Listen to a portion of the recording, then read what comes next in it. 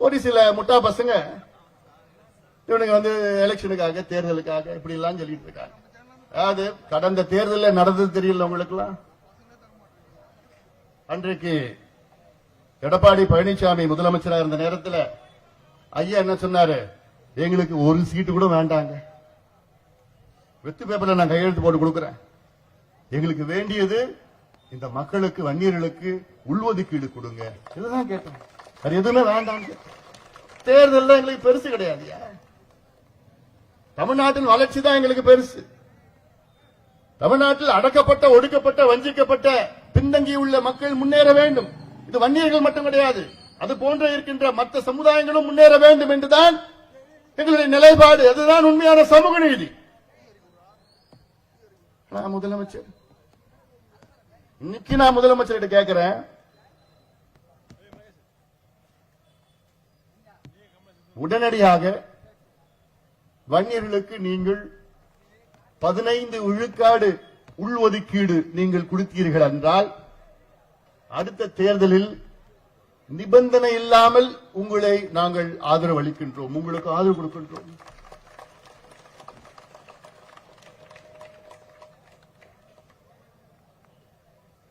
பதினைந்து விழுக்காடு கையெழுத்து போடுங்க, ஒட்டுமொத்த இந்த சமுதாயம் உங்களுக்கு ஆதரவு அளிக்கும். நிபந்தனை எல்லாம் வேண்டாம், எங்களுக்கு சீட்டு கீட்டு எதுவுமே வேண்டாம், எங்களுக்கு உங்களால கொடுக்க முடியுமா?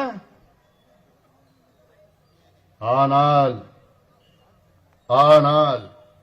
அப்படி கொடுக்கவில்லை என்றால் வீடு வீடாக சொல்வோம், தெரு தெருவாக சொல்லி ஸ்டாலின் அரசு, ஸ்டாலின் அவர்கள் வன்னியர்களுடைய விரோதி விரோதி விரோதி என்று வீடு வீடாக போய் பிரச்சாரத்தை மேற்கொள்வோம், வீடு வீடாக பிரச்சாரத்தை மேற்கொள்வோம்.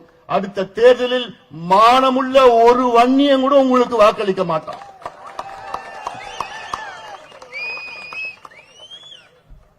அது எப்படி செய்யணும்னு எங்களுக்கு தெரியும்.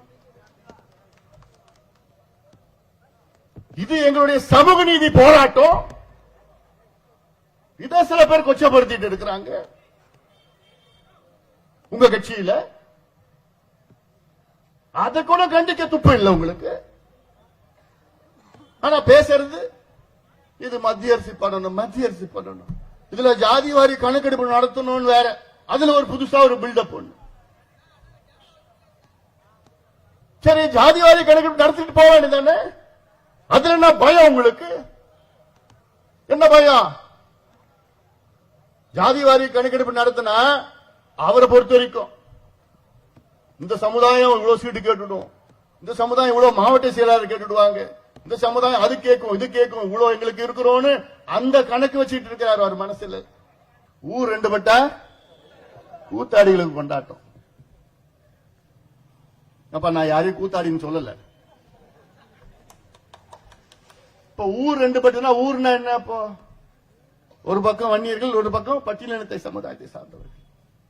இவங்க ரெண்டு பேரும் சண்டை போட்டுக்கிட்டாங்கன்னா யாரு கூத்தாடிங்க? திமுக தான். அவங்களுக்கு தான் கொண்டாட்டம்.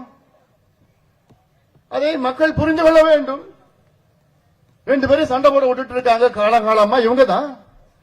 அதுல திமுக PhD படிச்சிருக்கு. தாத்தா முதலமைச்சர், அப்புறம் அப்பா முதலமைச்சர், அப்புறம் புள்ள முதலமைச்சர், அப்புறம் பேர பிள்ளைங்க, அப்புறம் புள்ளு பேர பசங்க. அதெல்லாம் போகாது. போதல்ல, புரிஞ்சு போச்சு. திருவண்ணாமலையில நடத்தணுமே ஒரு மாநாடு.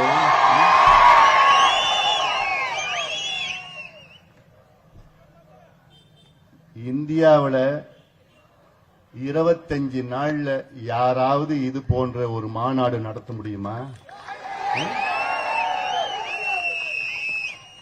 25 நாள்ல முடிவு பண்ணி இவ்வளோ பெரிய மாநாடு. அங்க கிட்டத்தட்ட 5 லட்சம் பேர் விவசாயிகளும் இளைஞர்களும் அங்கே கூடினார்கள். திருவண்ணாமலையில அழுந்து போயிட்டாங்க. இப்ப எல்லாம் தமிழ்நாட்டில் மற்ற கட்சிகள் அழுந்து போயிட்டாங்க. என்ன சொல்றாங்க? எப்பயா பிளான் பண்ணீங்க? எங்களுக்கு யாருமே தெரியாதியா? எப்பயா அதெல்லாம் பண்ணீங்க? சில பேர் மாநாடுனா 10 மாசம் 1 வருஷமா செவுத்துல எழுதி விளம்பரப்படுத்திக்கிட்டு அப்புறம் இந்த மாநாட்டுக்கு டிவியில பேசுவோம். அவங்க போவாங்களா? இவங்க போவாங்களா, இவங்க ஏன் போவாங்க, எதுக்கு போறாங்க, அப்படி போவாங்களா, இப்படி போவாங்களா, இப்படி ட்ரெஸ் போடுவாங்களா, அப்படிலாம் போய் நமக்கு எதுவுமே இல்ல. சவுத்துல கூட எழுதுறடா, அங்கங்க எழுதி வச்சுட்டாங்க. ஏன்னா என் தம்பிங்களா திருவண்ணாமலைக்கு வாங்கடான்னு சொன்ன ஒரே வார்த்தைக்காக 5 லட்சம் என் தம்பிகளும் தங்கைகளும் அங்கே வந்து கூடினாங்க. அவ்வளவுதான், ஒரு வார்த்தை போதும். எங்களுக்கு விளம்பரம் தேவையில்லை. தமிழ்நாட்டில் 15-18% உள்ள ஒரு சமுதாயத்தில் 109 IAS அதிகாரி, IPS அதிகாரிகள், மூத்த அதிகாரிகள் ஒரே ஒருத்தர் தான் வன்னியர்னா, அப்ப என்னையா பண்ணி நீங்க இவ்வளவு காலமா நீங்களா சமூக நீதி பத்தி பேசுவதற்கு உங்களுக்கு யாருக்காவது தகுதி இருக்காயா? இன்னைக்கு கதை விட்டுட்டு இருக்கிற குரூப் 1ல இவங்க இவ்வளவு வந்துட்டாங்க அவ்வளவு வந்துட்டாங்கன்னு சொல்லிட்டு, குரூப் 1ல வந்திருந்தாங்கன்னா இந்நேரம் எத்தனையோ பேர் வந்து DIG IG வந்திருக்கணுமே. உலக காலமா யாருமே வரலையே. இதோட ஒரு அநியாயம் இருக்குமா என் சமுதாயத்திற்கு?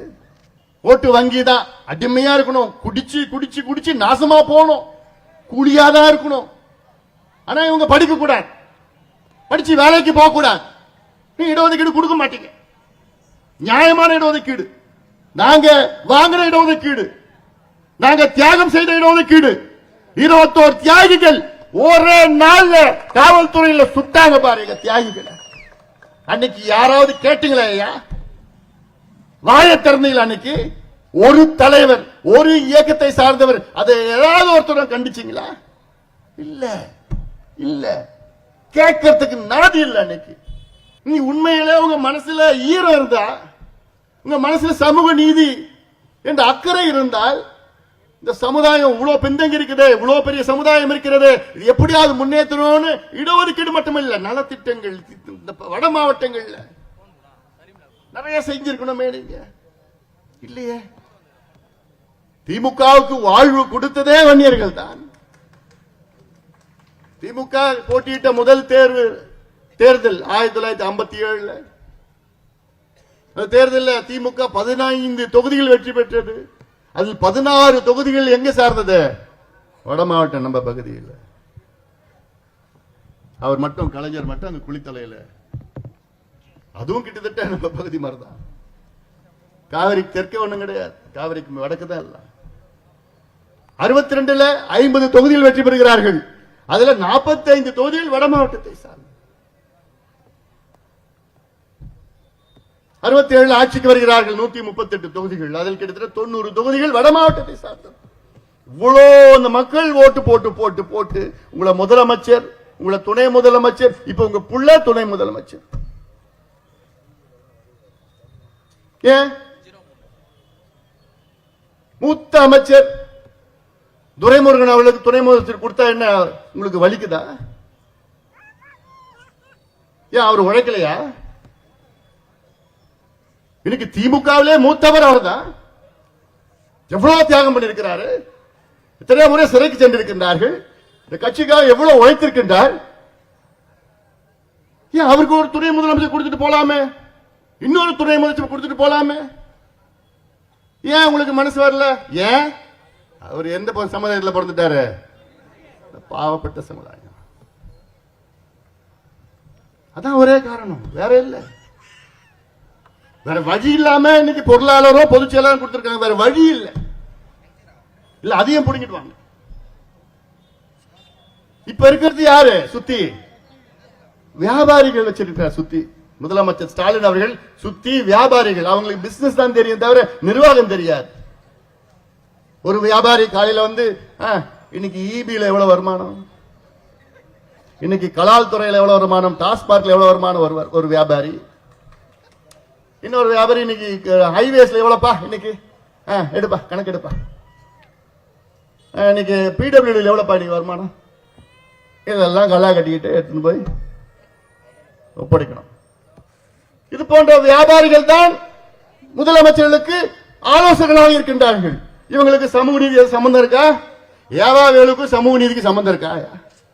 உச்ச நீதிமன்றம் தீர்ப்பு வந்து 1000 நாட்கள் ஆகிறது. இந்த 1000 நாட்களில் அந்த தீர்ப்பு வந்து ஒரு மாதத்தில் முதலமைச்சர் ஸ்டாலின் அவர்கள் கையெழுத்து போட்டிருந்தார்னா தரவுகள் 10 நாள்ல தான் தேவைப்படும். டேட்டா 10 நாள்ல எடுத்துடலாம். அது போட்டு 10 நாள்ல அப்ப அதாவது தீர்ப்பு வந்து 1 மாதத்துல போட்டிருந்தாருன்னா இந்நேரம் லட்சக்கணக்கான வன்னியர்களுக்கு படிப்பு கிடைச்சிருக்கும், ஆயிரக்கணக்கான குடும்பங்களுக்கு வேலை கிடைச்சிருக்கும். அது எல்லாத்தையும் கெடுத்து விட்டார் முதலமைச்சர் ஸ்டாலின் அவர்கள். இன்னும் கெடுத்துட்டு இருக்கிறார். நினைச்சு பாருங்க, 3 ஆண்டு காலத்துல எத்தனையோ பேர் படிப்பு கிடைச்சிருக்கிறோம், எத்தனையோ பேருக்கு வேலை கிடைச்சிருக்கிறோம், எத்தனையோ பேர் வாழ்க்கையில முன்னேறி இருப்பாங்க. அதெல்லாம் செய்து மிகப்பெரிய துரோகம் ஸ்டாலின் அவர்கள் இந்த சமுதாயத்துக்கு செய்து கொண்டிருக்கின்றார். மிகப்பெரிய துரோகமா நான் பார்க்கிறேன். அதனால நீங்க எல்லாம் தெளிவா இருங்க, ஏமாறாதீங்க. ஏமாந்தது போதும், இவர்கள் ஏமாத்தியது போதும். மீண்டும் சொல்றேன், இதை கொடுக்கவில்லை என்றால், இடஒதுக்கீடு வன்னியர்களுக்கு தனி ஒதுக்கீடு கொடுக்கவில்லை என்றால் மாபெரும் போராட்டம் தமிழ்நாட்டில் நடைபெறும். மாபெரும் போராட்டம் நடைபெறும். நாங்க இப்ப அடுக்கடுக்காக வந்துட்டு இருக்கிறோம், அடுக்கடுக்காக வந்துட்டு இருக்கிறோம். இப்போ ஒரு இந்த தேதியில வச்சு அப்புறம் அடுத்தது ஒரு ஆர்ப்பாட்டம் இப்படி எல்லாம் வச்சுக்கிட்டு, ஆனால் போராட்டம்னு அடுத்தது சொன்னா என் தம்பிகளை என்னால கட்டுப்படுத்த முடியாது. அவன் கோவத்துல சாதாரண கோபம் கிடையாது, அவன் கோவத்துல இருக்கிறான். இப்ப என் தம்பிகளை விட என் தங்கைகள் இன்னும் கோவத்துல இருக்கிறாங்க. அவங்க மட்டுமா, நாங்களும் வரோம்.